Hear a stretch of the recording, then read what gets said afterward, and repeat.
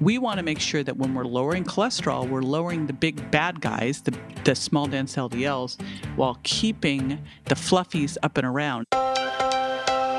Here's JJ Virgin, triple board certified nutrition and fitness expert and 4-time New York Times best-selling author. It's time to reignite wellness.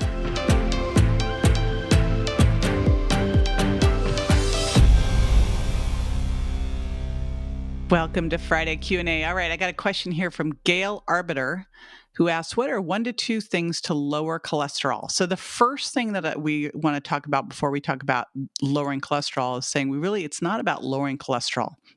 It's about making sure that you have more big, fluffy HDL and LDL and very little of the small, dense LDL and HDL. So that means we're going to look at cholesterol very differently than we have in the past. When you're going to look at all of these blood markers, you want to look at a couple things. You want to look at Lp(a). That's the most atherogenic and the biggest predictor, actually, of heart disease and heart attack risk is Lp(a). So we want to look at that one. We want to look not just at LDL and HDL, but we also want to look at particle size and number, because the big fluffies in either of those categories aren't the issue. It's the small, dense ones that pit your endothelial lining and create the plaquing and problems. Then you also want to look at your homocysteine levels, fibrinogen. You want to look at ApoE4 for genetics, ApoA and B. All right, I know I'm rolling through all this stuff. Of course, blood sugar, insulin, hemoglobin A1C. So what we'll do is we will put these all in a document at jjvirgin.com/questions is where we put all this stuff. And of course, you also want to look at serum ferritin. So we want to make sure that when we're lowering cholesterol, we're lowering the big bad guys, the small dense LDLs, while keeping the fluffies up and around. And that's one of the big questions with statin drugs is because it's not really, we're not seeing in the studies any real risk reduction in taking them. The question really is, which type are they reducing? And it looks like they're not reducing the nasty ones. They might be lowering LDL, but they're lowering the protective LDL while keeping the bad ones around. So this is why we want to make sure we're getting the whole picture here. So what can you do? Couple things. I always like to start with food. And so foods rich in soluble fiber, things like legumes, certified gluten-free oats, Brussels sprouts, my extra fiber, nuts and seeds, freshly ground flax seeds, sesame seeds, chia, especially freshly ground flax seed and sesame seeds, which are rich in lignans, which are a polyphenol that's been shown to help lower cholesterol. And all of this can be super helpful. Of course, also making an oil change and making sure you're getting anti-inflammatory fats, especially omega-3s from cold water fish and supplemental omega-3s because they can lower triglycerides. Obviously, do not add sugar to your food. Breakthrough Carbon Tolerance and Sugar Impact Diet go through this extensively. And then supplement-wise, annatto tocotrienols is an amazing supplement that may reduce cholesterol by as much as 15 to 20%. The bad ones, not the good ones. So there's some simple things that you can do. I will put into the show notes lab tests recommendations, jjvirgin.com/questions, and also annatto tocotrienols. I'll put that in there as well so you can get information on that.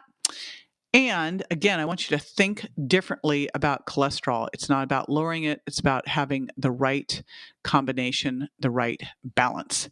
All right. And while we're at it, let's also answer this question from Bettina Christensen Ambrosio. Let's see. Bettina Christensen D. Ambrosio. Wow. Beautiful name. Says, are any fruits better than others aside from green bananas? My favorite fruits, first of all, eat seasonal, local, and organic. That's the first thing that we want to do is try to eat as seasonal as possible. The reason I like green bananas, and you've been hearing me talk about them, is green bananas are an entirely different food than super ripe bananas because of the sugar content. Green bananas are rich in something called resistant starch. Name that because it resists digestion and helps raise something called butyric acid that can help you burn fat. Yay! All right. What else do I love? Well, What's awesome about fruit are the antioxidants that you're getting from them, and that comes from the colors. That's why you want to have a variety of them. And the fibers. So blueberries, raspberries, blackberries, strawberries, and then a lot of the different citrus fruits, melons, all great. Where fruit gets in trouble is when you dry it out to make it candy, when you juice it to make it soda, or when you condense it to make it syrup. This is when you make a good thing bad. 1 to 2 servings of fruit a day is not a bad thing, but kicking all that in is going to give you a big hit of fructose, and that can raise your triglycerides. We just talked about cholesterol.